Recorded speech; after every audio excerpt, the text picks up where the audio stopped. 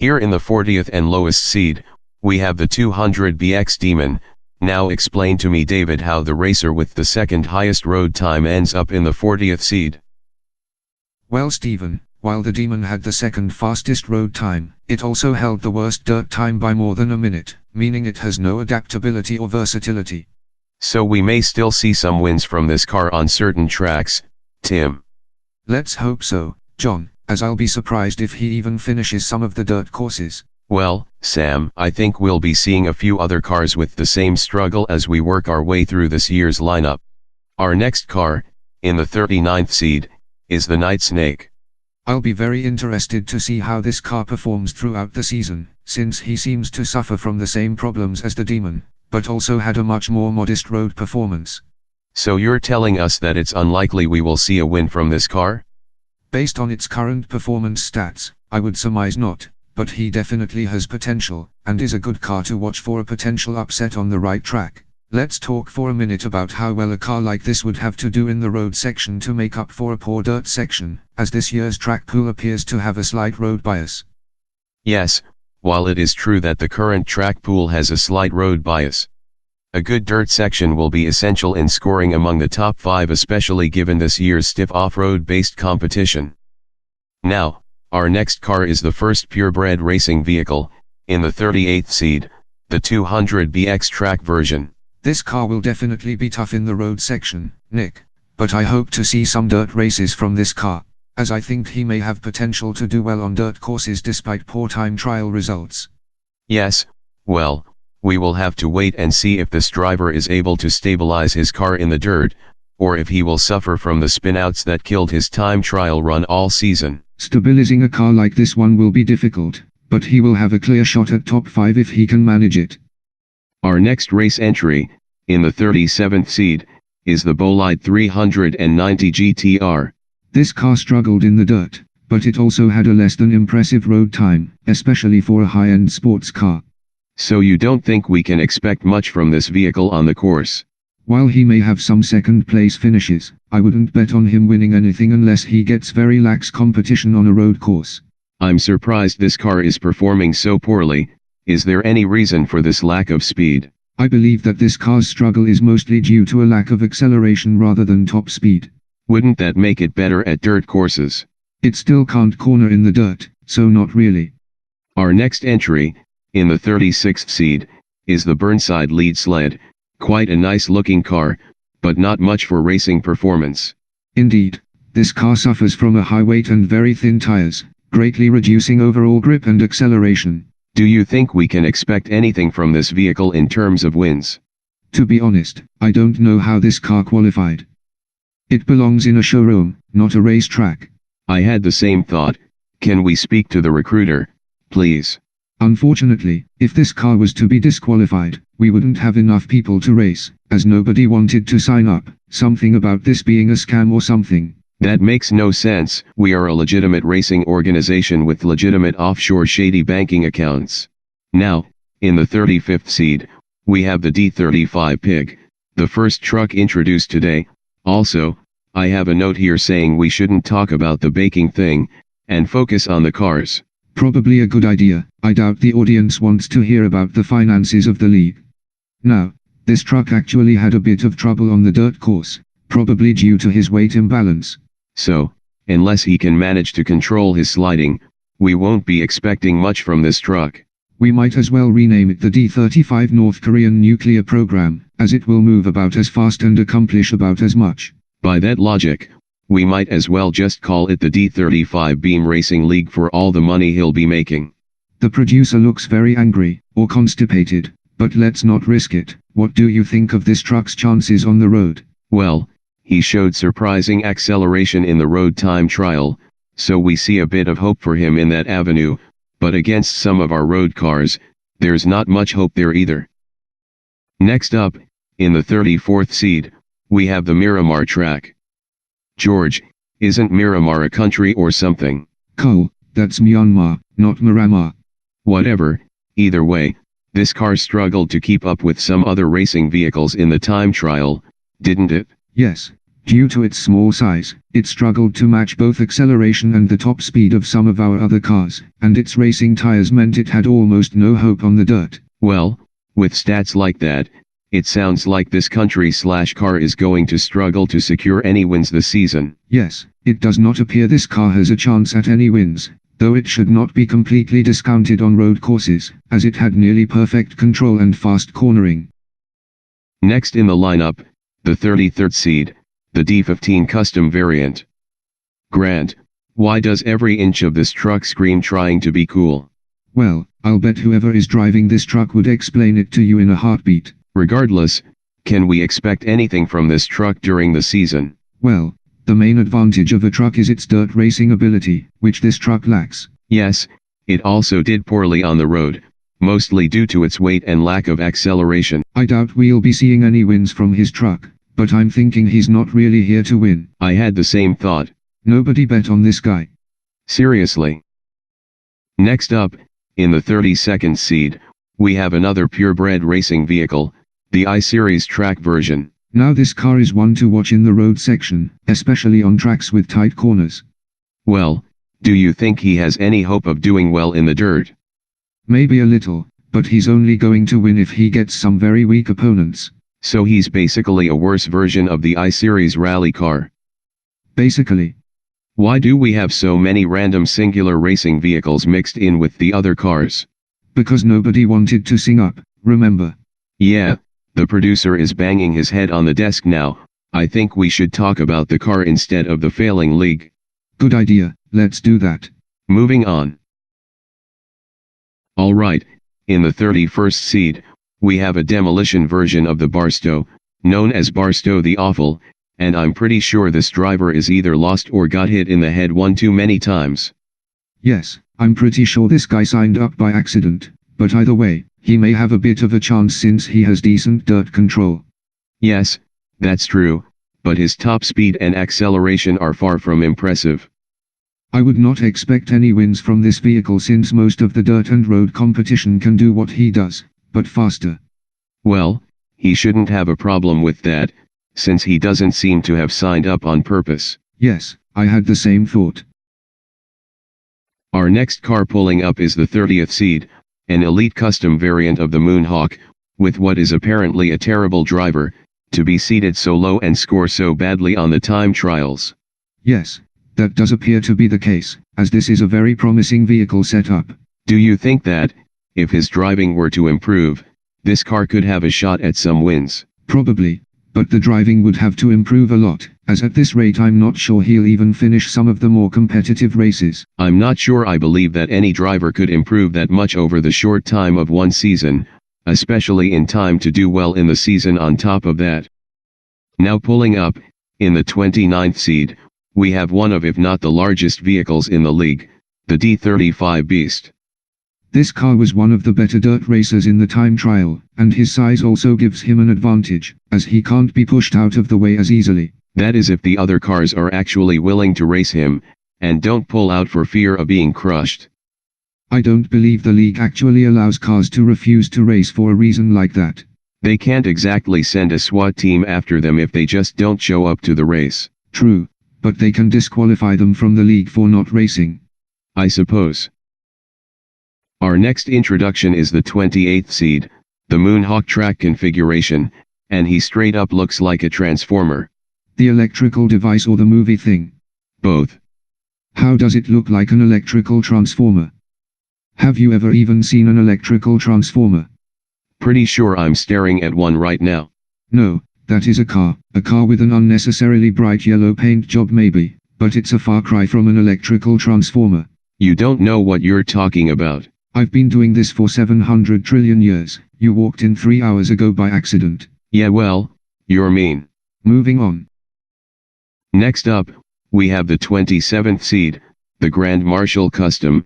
How much you wanna bet whoever drives that car works for the CIA? We do not mention the CIA. You know we hired you because the last announcer ceased to exist after insulting the CIA. Right, probably a good idea, but let's ask to be sure. Hey CIA, do you mind if we talk about you? This car had a surprising level of control on the dirt, but a slightly disappointing top speed, which is probably the reason he got such a low seed. What the heck? We were about to have a conversation with the CIA through my laptop, and you cut me off, and the producer just fled the building. We should probably do the same at this point. Why is that? And do you hear a low droning noise, like a jet or something? Alright, we found a new building in time to introduce the 26th seed, the Romer Off-Road. Do you think we should tell him this isn't the camping site? No need, he should figure that out soon enough, or after he goes flying into a wall. That's a fair point, but what car is going to be big enough and fast enough to send him flying against a wall? I more meant he would crash by himself after the other cars go racing past him. Aside from that, does this guy have any chance of taking home some victories? Assuming he realizes he's racing, he may have a slight chance on some of the dirt courses. This year's 25th seed is the Burnside V8 Supermatic, after he came through a portal from the 1950s, apparently. This is definitely an older car, but he's got a decent top speed, so he may be able to keep up on the road courses, but he's got no hope on the dirt. More importantly, where can I find that portal? I'd love to visit the 1950s. Please try to stay on topic at least a little bit.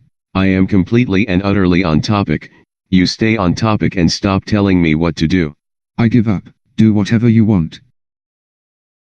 Next up in this season's lineup, in the 24th seed, is the Moonhawk V8 Special version, and I can already hear this guy yelling about the other cars scuffing his paint job.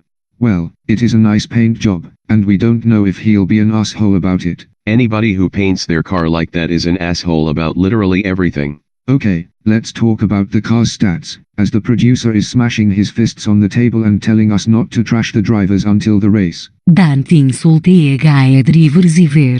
Does he know we can't hear him? I think so. Alright, just making sure. Just stop. Now, ranked in the 23rd seed, somehow, is the Covet Beater, and seriously, how did this car even complete a lap without exploding or dying or falling apart into dust? I don't know, but he did, and was fairly fast, especially on the dirt course. Seriously man, I'm getting 12th hand smoking cancer just from looking at this car drive, and would like to apologize to any spectators who are at the track when this car races. Yeah, I definitely wouldn't want to drive that car or trust it to complete a race, but he did do well in the trials, so maybe he'll accomplish something. You mean other than choking the entire audience and accelerating global warming? Yes. In the 22nd seed, we have a taxi, apparently. Do you think the actual driver is just paying a taxi driver to race for him? I doubt it, as he did pretty well on both time trials, so this car may have a chance at doing alright this season. He's a freaking taxi. I have to get up half an hour early because of how slow these things are. How is he going to win a race? The taxis on the road have to obey the laws, but there's no speed limit on the track, so he may be able to pull something out. Why are we even letting a taxi race? And yes, I know why. Rhetorical question. I think he's got a chance. Our next racer, another specially designed vehicle, in the 21st seed, the Covet track version, who is absolutely furious at being seated so close to the beater, mentioned earlier. This car will be tough to beat on the road, and he did put in a respectable, though not race-winning, performance on the dirt course. I feel like he's going to slam straight into the beater if they race each other. Might be kind of interesting to watch. Do you have anything of value to add to this discussion at all? I am offering a very topical commentary on the dynamic between these two cars. Now pulling up, in the 20th seed, is some sort of weird-looking three-wheeled car, apparently called the Pigeon 600, and that is the stupidest-looking car I've ever seen. Yes, though its lightweight and disproportionately powerful engine given one of the fastest acceleration times of the season, and decent control in the dirt. I don't really care if it drives at 700 miles per hour and accelerates instantly. Why would anybody buy a car that looks that stupid? Focus on the fatos. Do you have any idea what he said? No, but he looks angry. Let's move on. Next on the list, in the 19th seed, we have the H-Series off-road van, and wow, he is huge. That he is, though, because the size doesn't add much weight, he may be able to use his size as an advantage. If by an advantage you mean making him completely impossible to pass, then yeah, it's an advantage. He'll have to use it right though, and getting out in front immediately will be very important, as he does not have the speed to make up ground, so we'll have to see if he can pull it off. I hope he can, just to see a huge van stopping a high-end race car from winning a race and the ensuing chaos. In this year's 18th seed, we have a freaking tiny car, like seriously, I can barely see it. Why is it so tiny? It's a street-tuned version of the Miramar, and it's really not that small. What do you mean? It looks like a freaking RC car, though. That could be an advantage, as it can just drive under everybody else.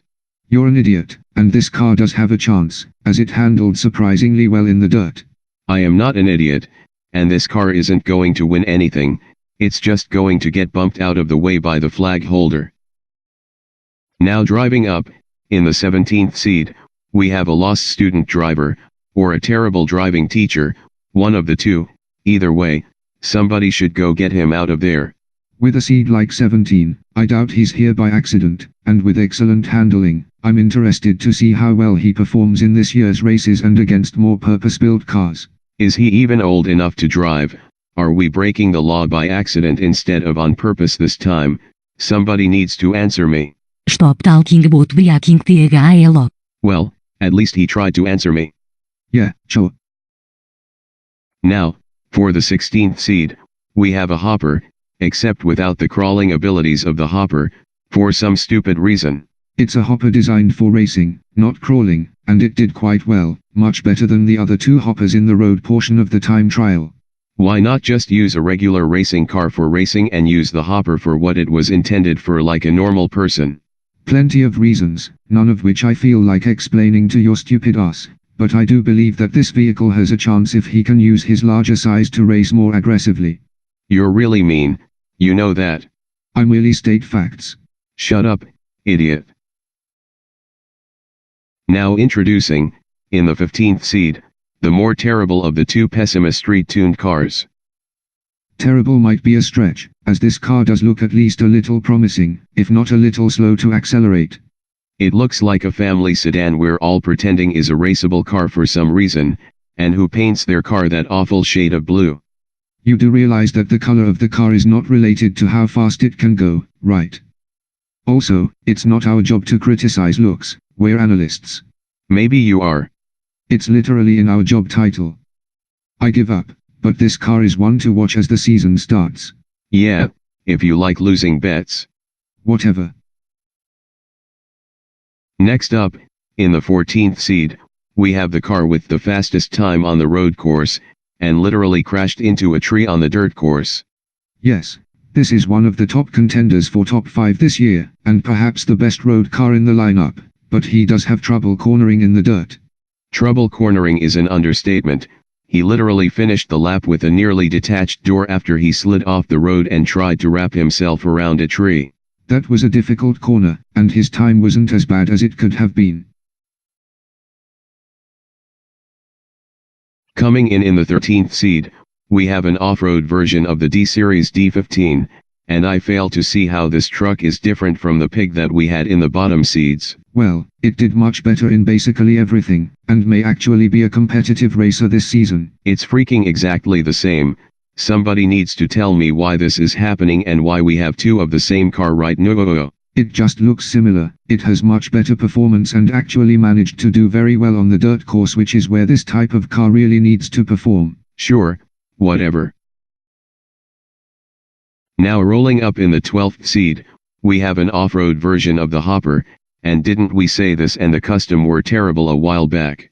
You said that. I knew that these two were ranked above the Sport Special, but you were insistent. No, I said the Sport Special was worthless garbage. You said that it had done well and was the best of the three hoppers that are competing this year. I'm actually decently smart. You're an idiot who can barely tell a V8 engine from V8 tomato juice. Hey, that was an honest mistake, and I know plenty about cars. No, you do not, you idiot. We'll discuss this later because right now we have the 11th seed, the custom version of the Hopper, who is just going to climb over all the other cars, apparently, instead of racing. Those raised wheels will be helpful on the dirt courses and for racing aggressively, but it also makes him more likely to flip over, which could very well take him out of a race. They also make him look huge, like seriously, he looks like a monster truck and the only car that might be able to offer some competition to the Beast. While he does look large, he is not nearly as heavy or as large as the Beast, and I would not suggest he go head to head against the Beast. Yeah, me neither. Now driving up in the 10th seed, we have a purpose-built Pessima Racer which looks like a cardboard box that was painted colors and had a wing taped to the back. While it does not have the most aerodynamic design, it is one of the best racers this season, both on the road and on the dirt. It's a refrigerator box with a giant engine and a wing. How does it even race without falling apart? It's a well-built race car, that probably has something to do with it. It better not drive in the rain. It might get soggy and fall apart when it got brushed or cornered too fast. Not that it wouldn't be hilarious. Whatever. Now then, our 9th seed this year is a custom version of the Legrand, and it looks like the FBI has a competing car this year too. Do not provoke the FBI, we already had to find a new building after the CIA incident. I still think the airstrike was a little unnecessary. We could have just talked it out over the phone or in person, with those men in black suits and badges. Stop talking about the guys. Anyway, this car had a great level of consistency in its dirt and road performance, but may not process the raw speed necessary to overtake more specialized cars. You're just trying to appease the FBI. No, not really. Yes, you are. Next up, the 8th seed, we have a second customized Pessima, and it looks cobbled together from random garbage found in a scrapyard. He doesn't look that bad, and the looks definitely don't match the performance, as this car had an excellent run both in the dirt and on the road. His hood is a different color. Why is his hood a different color? Somebody answer me, I must know. I really don't think that's what you should be focusing on right now. We're supposed to educate the viewers on the cars, not complain about them. We can do both at the same time, can't we? I know I can, at least. Not the point.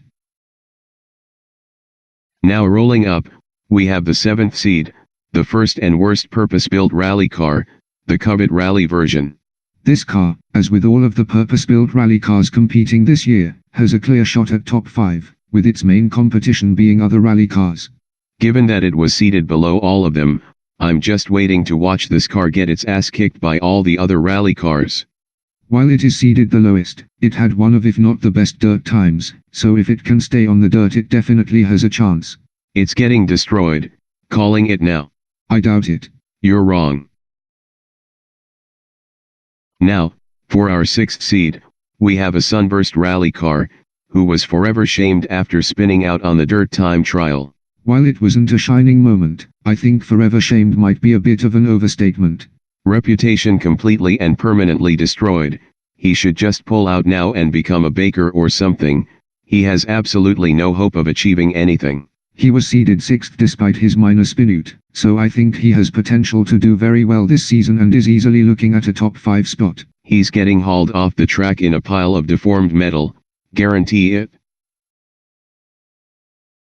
Now, we introduce the 5th seed, a specially modified version of the D-Series D15. It's basically a truck with a drag engine taped under it and huge tires. I think it's a little bit more complex than that, but this is one of the best cars we have this year, easily, and was able to maintain its speed while off-roading, unlike the other custom D15 we saw.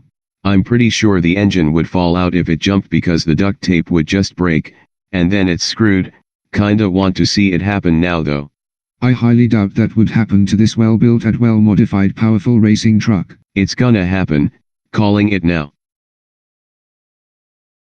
Now on the track is the 4th seed, the rally version of the Pessima, and it is the ugliest possible shade of green. Like seriously, who painted it that color, and why are they not in jail? You cannot jail somebody for a poor choice of color on their car, and this isn't even that bad, especially compared to other possibilities. You should totally be able to jail somebody for a paint job that awful.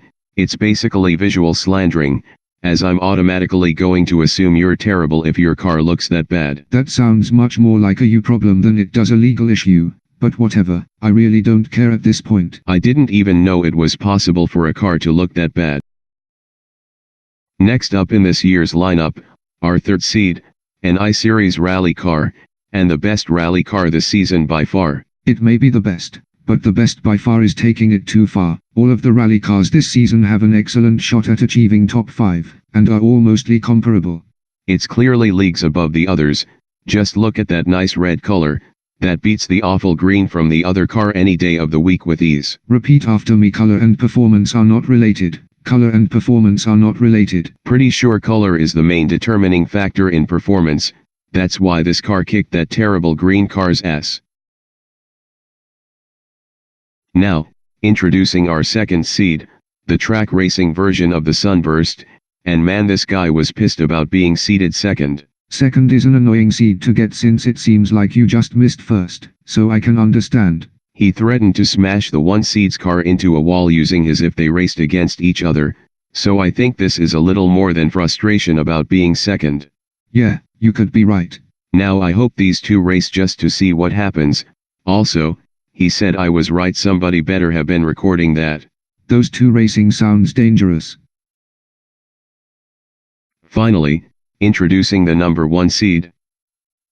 A super custom version of the I-Series called the Nullheart, and this car is just so cool. I think he's just going to freeze all his competition and kick their asses. While he is certainly very cool, I think his greatest advantage is his control over his high top speed on dirt courses. That, and his sick paint job, which is going to just blow away the enemies. Literally, I wouldn't be surprised if he just blows up every car he races against. I highly doubt that will happen. It will, trust me. It really won't.